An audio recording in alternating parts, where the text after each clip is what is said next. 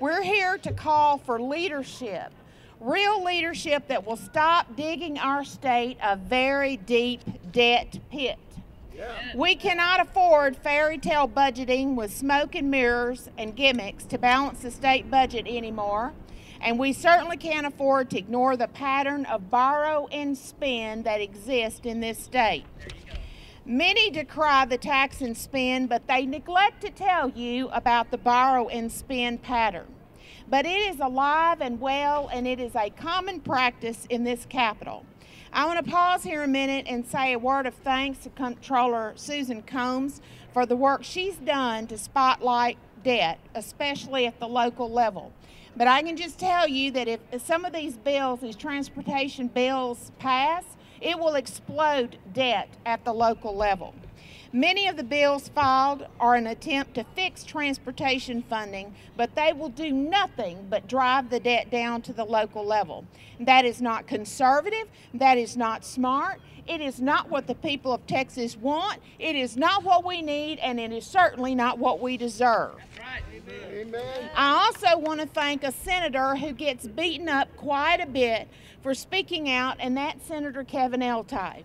Let me tell you, we have to have people in leadership that have a solution to the problem. That's right. Part of the solution for the problem with funding roads in the state of Texas.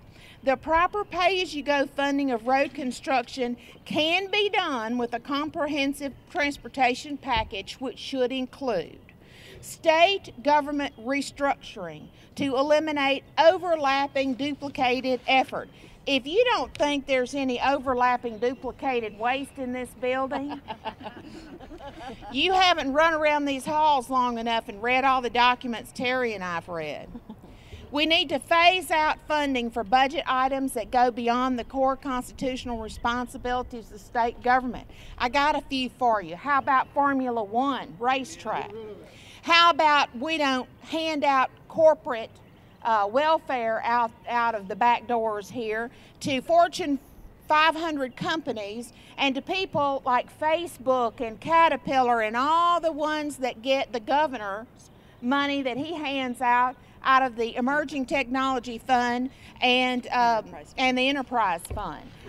We have called, Grassroots America and Tea Party groups across the state have called to an end of this funding. Stop it. If Washington, D.C. has no business managing the economy, the state of Texas shouldn't be trying to centrally manage the economy either.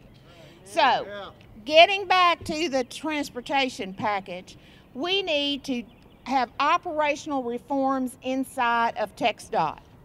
We need to rein in the flagrant waste that is documented through the local control they say we have through the regional mobility authorities, the MPOs, and the COGS. And Terry just reminded you about MOPAC.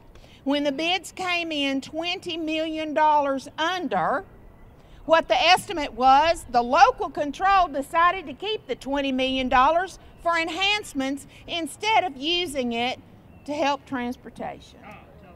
So again, where I come from, $20 million is a lot of money. We need to refocus on building highways to relieve traffic congestion, not light rail, not streetcars, not biking and hiking trails and parks, and roads for economic development. You know, it's called the build it and they will come scenario. Folks, whenever you have a scarce amount of funding, you need to make the main thing, and the main thing must be relieving congestion. We need to end the diversions. About 47% of your motor fuels tax is diverted. We need to dedicate vehicle sales and use tax revenue to the highway construction. I call that the Nichols Plan, that's SB 287.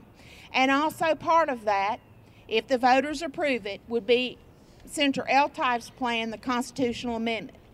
Now we're urging the governor, the lieutenant governor, the House and Senate budget writers to step up and lead Texas in a wise direction. Step up or step out of the way. Amen.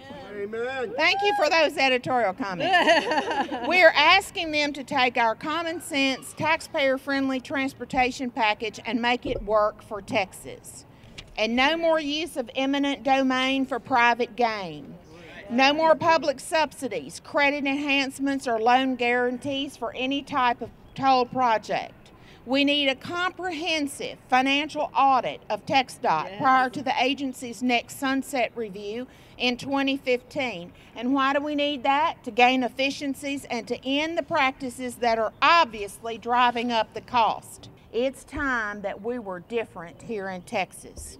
We need to end our own debt spiral and stop the hidden tax of borrow and spend for roads.